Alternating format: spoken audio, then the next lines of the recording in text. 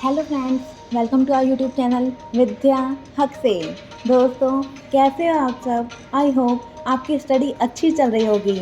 जैसा कि आपको थंबनेल पे पता भी चल गया होगा कि हम लोग इस वीडियो में जो food corporation of India FCI के अंदर जो वैकेंसी आई है अकाउंटेंट की और जो अलग अलग वैकेंसीज़ आई हैं, उसी वैकेंसी के बारे में हम ये वीडियो बनाने वाले हैं और उसी के बारे में हम क्वालिफ़िकेशन, एज क्या रहने वाली है, सारा हम लोग इसमें डिस्कस करेंगे। तो आप लोग फ्रेंड्स इस वीडियो को एंड तक ज़रूर देखिएगा और हम स्टार्ट करते हैं। वैसे मैं आपको बता दूं कि कॉमर्स के लिए सबसे अच्छी वैकेंसी है और सबसे बड़ी वैकेंसी है, क्योंकि इसमें जो सैलरी है वो भी सबसे ज़्यादा है। और आपको पता होगा वैसे भी कि जो अभी आरआरएसबी की जो वैकेंसी आने वाली थी जूनियर अकाउंटेंट की, वो भी काफ़ी टाइम से आ नहीं पा रही है। कुछ ना कुछ उसमें डिले हो रहा है, कभी सीईटी के थ्रू हो रहा है या कुछ भी है। तो आप लोग ये वाली जो वैकेंसी है इसके लिए ज़रूर फॉर्म फिल करिएगा। इसके बारे में मैं आपको पूरी डिटेल बता देती हूँ, तो आप बने रहिएगा इस वीडियो में। ये देखिए, जो food corporation of India FCI है उसके अंदर वैकेंसी आई है और इसमें अलग अलग जोन्स हैं, जो नॉर्थ जोन है, साउथ जोन है, उसके अंदर वैकेंसीज़ हैं। तो हम केवल अकाउंट्स की बात करेंगे। टोटल तो वैसे इसमें 5043 वैकेंसीज़ हैं, लेकिन अगर हम कॉमर्स की जो असिस्टेंट ग्रेड थर्ड है उसकी जो कॉमर्स वाली वैकेंसी है अकाउंट्स की, उसकी वैकेंसीज़ की बात करें तो टोटल ये 406 वैकेंसीज़ हैं। और आपको पता होगा इसके जो फॉर्म हैं वो कल से स्टार्ट हो गए थे भरना, उसके बारे में भी मैं आपको आगे बता दूंगी। तो देखिए, जो नॉर्थ जोन है उसमें टोटल अकाउंट्स की 142 वैकेंसीज़ हैं। साउथ जोन की बात करें तो साउथ जोन में 107 जो वैकेंसीज़ हैं वो अकाउंट्स के लिए हैं।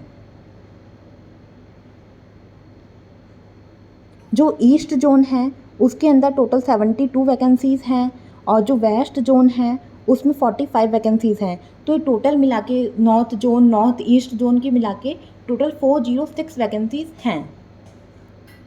तो फ्रेंड्स, वैसे जो कॉमर्स के लिए हैं, इंडिया में इतनी कम वैकेंसीज़ होती हैं, तो मैं आप सब लोगों को यही सजेस्ट करूँगी कि आप लोग इसका फॉर्म ज़रूर फिल करिएगा।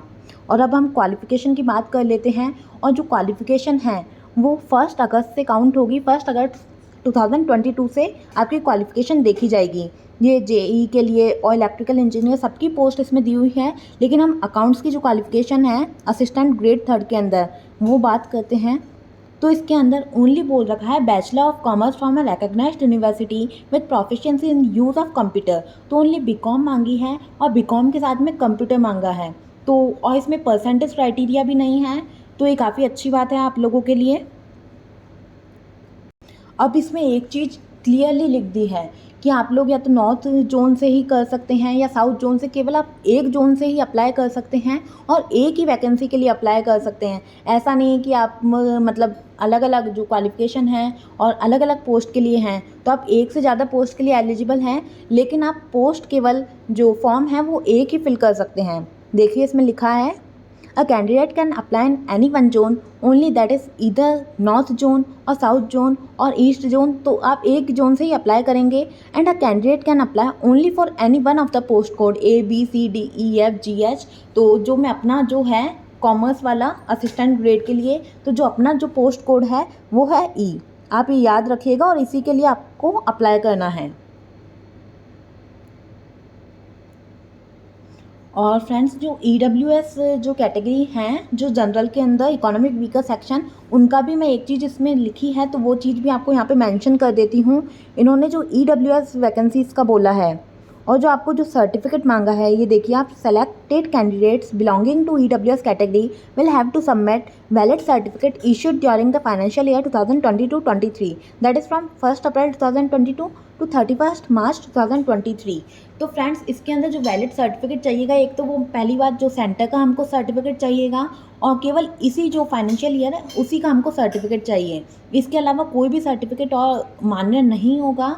और एक चीज़ और यहाँ पे बताऊँगी मैं आपको, जो राजस्थान गवर्नमेंट ने अभी थोड़े टाइम पहले सर्कुलर इशू किया था कि जो 3 इयर्स की इसमें वैलिडिटी हो जाएगी और शपथ पत्र के माध्यम से, जैसे पुराने जो सर्टिफिकेट हैं वो भी अगर इसमें आप लोग कर पाएँ, तो ऐसा इसमें कुछ भी नहीं है, क्योंकि ये सेंट्रल की वैकेंसी है।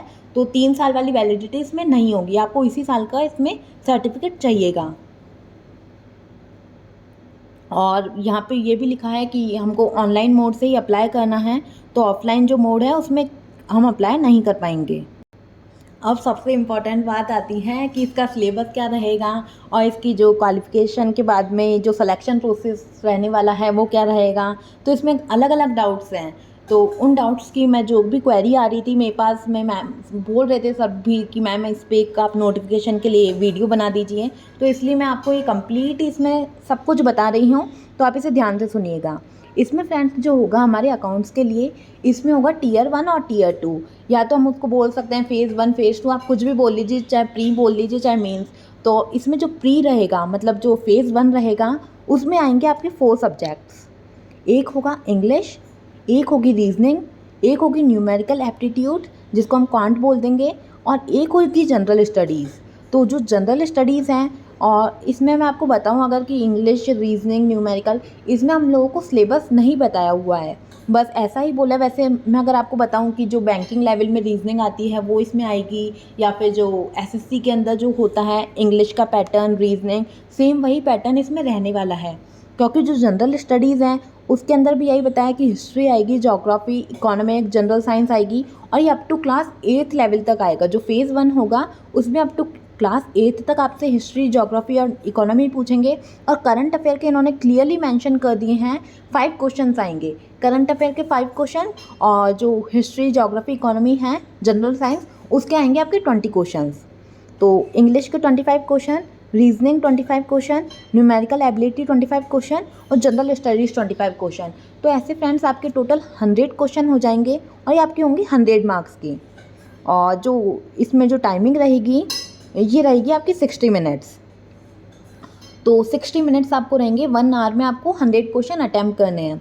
और इसमें नेगेटिव मार्किंग का भी दे रखा है, ये देखिए, for each wrong answer there will be negative marking of 1/4 marks. मतलब कि 1 मार्क्स का सही क्वेश्चन होगा, अगर आपने गलत कर दिया तो 0.25 मार्क्स यहाँ पे आपके डिडक्ट हो जाएंगे। इसके बाद हम बात करते हैं फेज़ 2 की। जो फेज़ 2 रहेगा, तो फ्रेंड्स हम लोग अकाउंट्स की बात कर रहे हैं, तो अकाउंट्स वालों के लिए फेज़ 2 होगा। मतलब फेज़ 1 क्लियर करने के बाद हम लोग फेज़ 2 में जाएंगे, और फेज़ 2 के अंदर होंगे आपके 2 पेपर। ये देखिए, जो फेज़ 2 होगा उसमें लिखा है, देखिए असिस्टेंट जो जनरल है 3rd अकाउंट्स वाली, ये हमारा पोस्ट कोड आ गया ई। इसमें होगा paper 1 and paper 2। Candidate will appear in paper 1 to be followed by paper 2। Online test for paper 1 and paper 2 shall be held in single settings only. जैसे friends अगर आपने JVNL वाला जो पेपर था अगर आपने वो दिया होगा, तो उसके अंदर भी मतलब एक तरह से पेपर 1 एंड पेपर 2 था। मतलब पेपर 1 के अंदर आपके जो राजस्थान से रिलेटेड हिस्ट्री, कल्चर, ज्योग्राफी ये चीज़ आ गई थी, और पेपर जो 2 था उसमें अपना जो सब्जेक्ट स्पेसिफिक है कि टैक्स आ रहा है और सब्जेक्ट्स आ रहे हैं, कॉस्ट आ रहा है, अकाउंटेंसी आ रहा है, तो वो तुरंत आ जाता है, आपको गैप नहीं देते। तो इसमें भी वही चीज़ है कि पेपर 1 एंड पेपर 2 होगा, उसके बीच में कोई भी गैप नहीं होगा, वो तुरंत मतलब सिंगल सिटिंग्स के अंदर ही हो जाएगा। And paper 1 is common for post. तो ये आपके जो पेपर 1 होगा वो सभी के लिए, मतलब टियर 2 में भी अगर आप अपीयर हो रहे हैं फेज़ 2 के अंदर, तो पेपर 1 तो सभी के लिए होगा, और पेपर 2 जो होगा वो आपका सबके अलग अलग हो जाएगा, सब्जेक्ट स्पेसिफिक है। तो अभी देखिए, आप पेपर 1 के अंदर आएगा 120 मल्टीपल चॉइस क्वेश्चंस आएंगे, और 1 मार्क्स का 1 क्वेश्चन होगा। मतलब आपने टियर 1 कर लिया, 60 मिनट्स का वो होगा, और 100 क्वेश्चन आएंगे। उसके बाद में होगा फेज़ 2। फेज़ 2 के अंदर होगा आपका पेपर 1 एंड पेपर 2। तो पेपर 1 के अंदर होगा 120 क्वेश्चंस, 120 मार्क्स की। इसके बाद में होगा 60 multiple choice question, each carrying 2 marks. तो वो होंगे आपके, फिर आएंगे आपके 60 क्वेश्चंस, और वो होंगे 120 मार्क्स के। मतलब एक क्वेश्चन 2 मार्क्स का हो जाएगा, और इसमें भी वही नेगेटिव मार्किंग होगी 1/4। तो जो फर्स्ट वाला होगा पेपर 1, उसमें तो आपके डिडक्ट हो जाएगा 0.25 मार्क्स, और जो सेकंड वाला है इसमें आपके हर एक क्वेश्चन गलत करने पे 0.5 मार्क्स डिडक्ट होगा। ये देखिए, candidate should note that there will be negative marking 1/4 of the marks assigned to the question. तो वही है जो मैंने आपको अभी चीज़ बताई है। अब इसमें हम देख लेते हैं जो पेपर 1 होगा। तो पेपर 1 फेज़ 2 का कैसा होगा, इसमें आएगी, इसमें भी 4 सब्जेक्ट वही रहेंगे जो प्री वाले हैं, लेकिन इसमें जो मार्क्स हैं और जो मार्क्स हैं वो बढ़ जाएंगी। जैसे इंग्लिश वही 25 question 25 marks, reasoning 25 question 25 marks, numerical aptitude 25 question 25 marks, और जो जनरल स्टडीज़ हैं उसके आपके बढ़ गए कि जिसमें हो गए 45 क्वेश्चन हो गए, और ये होंगे 45 मार्क्स के। पहले 25 थे तो 20 क्वेश्चन इसमें इंक्रीज़ हो गए, तो वही है ना 120 क्वेश्चन हो गए। और इसके अंदर क्लियरली दे दिया है आपके जो कंप्यूटर भी ऐड हो जाएगी फेज़ 2 में। कंप्यूटर अवेयरनेस ऐड होके इसमें 5 क्वेश्चन कंप्यूटर अवेयरनेस के आएंगे, करंट अफेयर के 5 क्वेश्चन रहने वाले हैं, और जनरल साइंस के अंदर इसमें मेंशन कर दिए हैं कि इसमें आपके 10 क्वेश्चंस रहेंगे, और बाकी के जो रेस्ट 25 क्वेश्चंस हैं उसमें आएगी हिस्ट्री, ज्योग्राफी एंड इकोनॉमी। और ये आपको मैं बता दूं कि राजस्थान का नहीं होने वाला है, इंडिया का पेपर है, तो इंडिया लेवल वाली ही हिस्ट्री, ज्योग्राफी, कल्चर पूछा जाएगा। और इसके अंदर फ्रेंड्स मतलब हमको सेक्शनल जो पास होते हैं, सेक्शनल कट ऑफ होती है वो तो नहीं दे रखी, लेकिन हमको इसमें फेज़ 2 के अंदर सेक्शनल टाइम ज़रूर दे रखा है कि 20 मिनट्स बाद आपके ऑटोमेटिकली चेंज होकर इंग्लिश से रीजनिंग में आ जाएंगे, एंड 20 मिनट्स बाद में न्यूमेरिकल एप्टीट्यूड में आ जाएंगे। तो हर को मतलब मार्क्स इन्होंने ये ड्यूरेशन जो है टाइमिंग वो आसान कर रखी है। जैसे जनरल स्टडीज़ हैं उसको आप इन्होंने 30 मार्क्स दे रखे, 30 मिनट्स दे रखे हैं, तो ये टोटल हो गए 90 मिनट्स के अंदर आपको 120 क्वेश्चन करने हैं। 90 मिनट्स मतलब आपको 1.5 घंटा मिलेगा।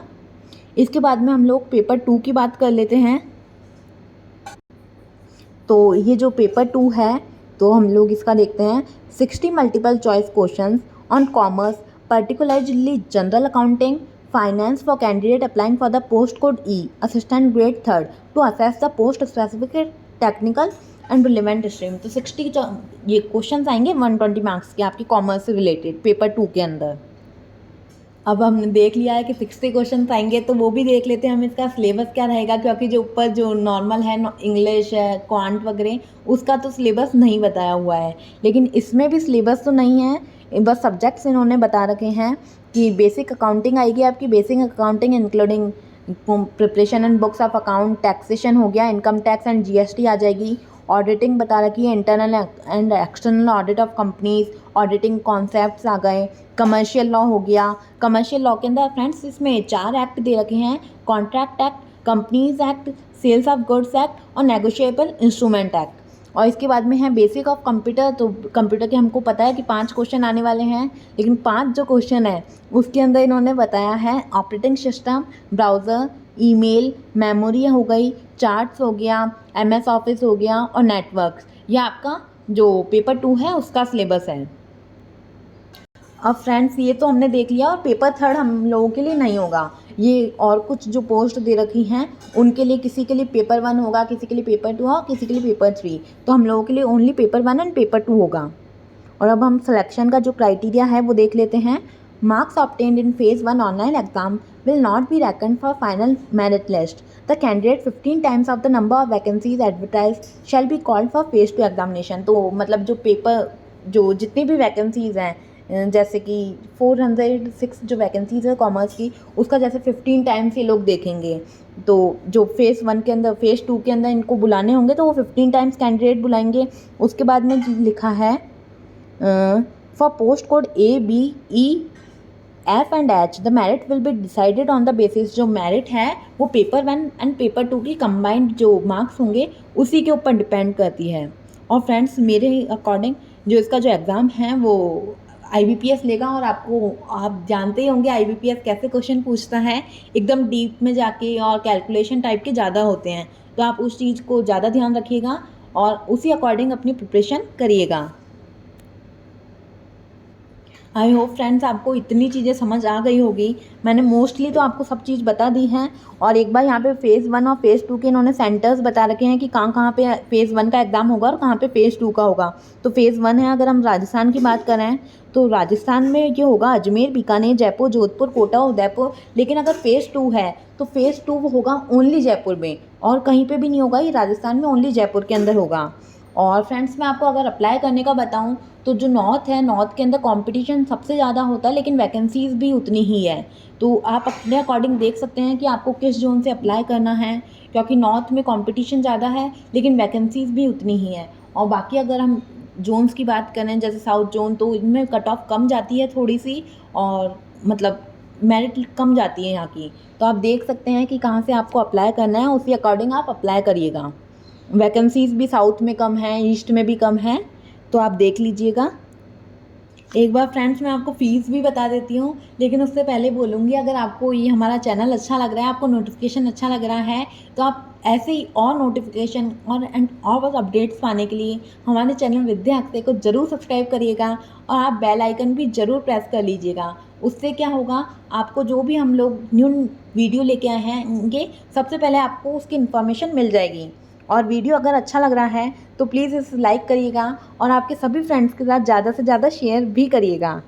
और आप हमारे जो टेलीग्राम ग्रुप है विद्या हक्से, उस पर भी ज्वाइन हो सकते हैं। वहाँ पे हम लोग डेली क्विज़ करवाते हैं एंड जो भी सभी अपडेट्स होती हैं वो सबसे पहले आप वहाँ से ले सकते हैं।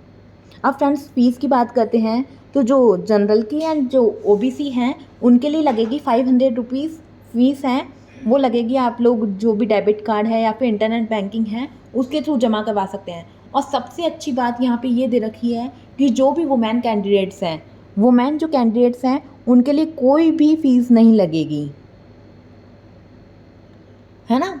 और SC ST वुमेन इन तीनों के लिए ही, और PWD इनके लिए कोई भी फ़ीस नहीं है। देखिए यहाँ पे मेंशन भी है, SC ST PWD serving defence personal, ex serviceman, women candidates are exempted from payment of fees. और बाकी के लिए जो जनरल की मैंने आपको बता दी 500 रुपीज़ इसमें फ़ीस है, तो फ़ीस भी ज़्यादा नहीं है। और मैं गर्ल्स से रिक्वेस्ट करूँगी कि आप लोग सभी लोग इसको फॉर्म को फिल करिएगा, क्योंकि इससे अच्छी वैकेंसी इस कॉमर्स के लिए नहीं आने वाली है। और मैंने आपको बताया है कि जो फॉर्म हैं वो कल से स्टार्ट हो गए हैं, मतलब कि 6 सितंबर से फॉर्म स्टार्ट हो गए हैं और ये 5 अक्टूबर तक भरे जाएंगे। तो आप लोग ज़रूर ध्यान रखिएगा। और आपको फॉर्म तो ये फिल करना ही है, और इसका एग्ज़ाम भी जनवरी में होगा। टेंटेटिव जो एग्ज़ाम है वो जनवरी में है, तो हमारे पास में टाइमिंग भी है, तो आप लोग अच्छे से प्रिपेयर करके इस एग्ज़ाम को करिएगा। और यहाँ पे फ्रेंड्स प्रोसीजर बता रखा है कि मतलब किस क्या क्या हमको चाहिएगा। तो आप लोगों को जो जो फ़ोटो है, सिग्नेचर है, ये सब चीज़ चाहिएगी। इसके अलावा जो नॉर्मल होते हैं एग्ज़ाम, उसमें तो ओनली फ़ोटो साइन ही मांगते हैं, बट ये IBPS है और सेंट्रल लेवल का एग्ज़ामिनेशन है, FCI के थ्रू हो रहा है, तो इसमें लेफ्ट थंब इम्प्रेशन और जो है हैंड रिटन डिक्लेरेशन वो भी मांगेंगे।